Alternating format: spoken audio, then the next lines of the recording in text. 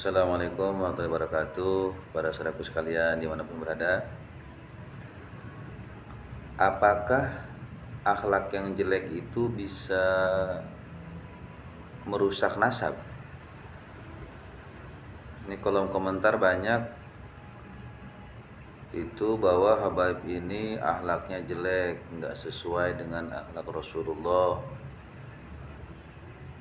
maka dia bukan keturunan Rasulullah. Pertanyaan saya, bisa nggak itu akhlak seseorang yang jelek merubah nasab atau membatalkan nasabnya itu? Kalau menurut saya nggak bisa. Sejelek apapun akhlak itu nggak bisa ngerusak nasab. Contoh, saya punya anak saya jelek, akhlaknya nggak bagus, nakal, maka sejelek apapun akhlak anak saya tetap anak saya, karena nasabnya tersambung kepada saya. Saya rasa kayaknya kalian semua juga sama ya. Kalian punya anak yang bandel, nakal, maka kan pasti tetap anak kalian, karena nasabnya tersambung dengan kalian.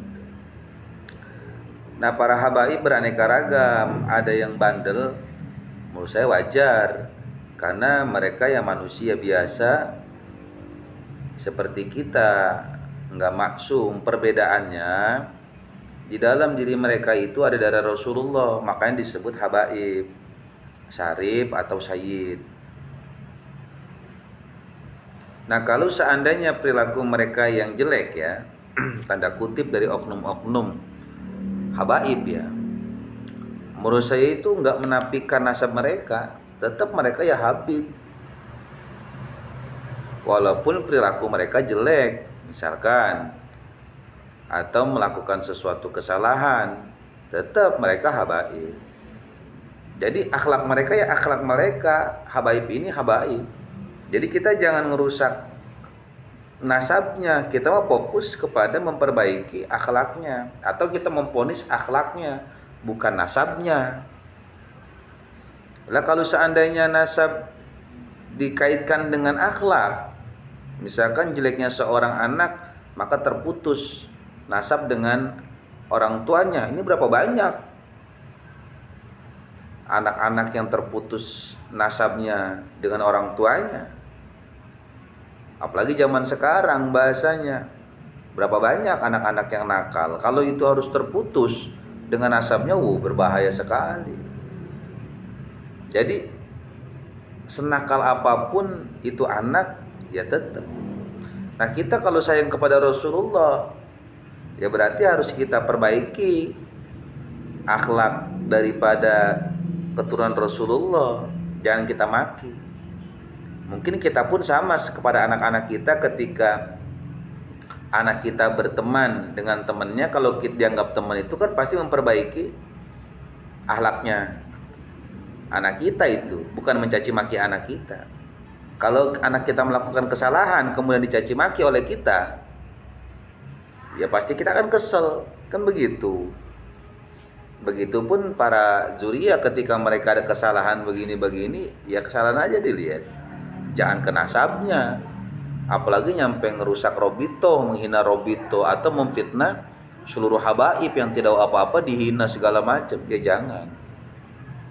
Kalian benci dengan satu habib atau berapa habib misalkan, karena kelakuannya nggak pas, ya udah fokus dengan kelakuannya itu. Jangan semua habaib dianggap jelek, nggak boleh. Lah kalau seandainya kalian nakal, kemudian saudara kalian nggak nakal, diponis bahwa anak-anak orang tua kalian semuanya nakal, ya kan nggak bisa begitu. Ente pasti nggak nerima, dan harus dibubarkan. Ya nggak bisa begitu. Ya, logikanya kan seperti itu. Jadi untuk polemik habaib ini nggak bisa kalau misalkan di komentar-komentar itu akhlaknya begini, itu habaib begini, bicarakan habib begini, nggak bisa. Akhlaknya aja fokus. Terus kalau kita nggak bisa ngerubah, jangan digibahin. Ini ente di komentar nih gibah semua. Dan kalaupun itu benar gibah, kalau ente nggak benar, itu fitnah. Emang ente udah ngecek itu ke orang yang bersangkutan dengan tuduhan-tuduhan segala macam, emang ente udah ngecek? Cek dulu, pastiin bener enggak. Kalau benar tutupin, jangan digibahin. Terus apa yang ente ungkapkan itu belum tentu benar. Makanya ya tabayun dulu ke orang-orang yang bersangkutan. Takutnya dari medsos dong nanti dengar begono begini gitu. Jadi nggak akan rusak nasab seseorang itu dengan kelakuan yang nggak bakal rusak. Ya kelakuan ya kelakuan, ya nasab ya nasab. Nggak bisa darah ini nggak bisa dilepas, nggak bisa. Gitu, makanya untuk menafikan habaib ini menurut saya akan gagal ya. Kenapa? Karena ya udah dijamin oleh Allah Subhanahu wa taala gitu, dan sudah masyhur kan ini. Begitu. Jadi jangan aneh-aneh, jauh berpikirnya. Jadi malah keluar dari koridor. Dari koridor itu mah. Apalagi sesuatu hal yang belum pasti, tesis itu kan belum pasti. Kalau misalkan kalian meyakini bahwasanya kiamat itu benar, ya udah ente tunggu aja, kan belum jelas segala macamnya. Nah kalau kami meyakini habaib itu ya secara masyhur ya juri Rasul. Jadi nggak perlu nunggu kiamat lagi, dan ente nggak usah mencaci maki habaib, dan kalian nggak usah mencaci maki kami, karena kami yang nggak usil dengan segala sesuatu hal. Begitu. Jadi jangan hina-hina wali-wali kami, jangan. Begitu. Ya, jadi hubungan antara perilaku dengan nasab ini nggak bisa digabungin. Semuanya kan fitnahan itu.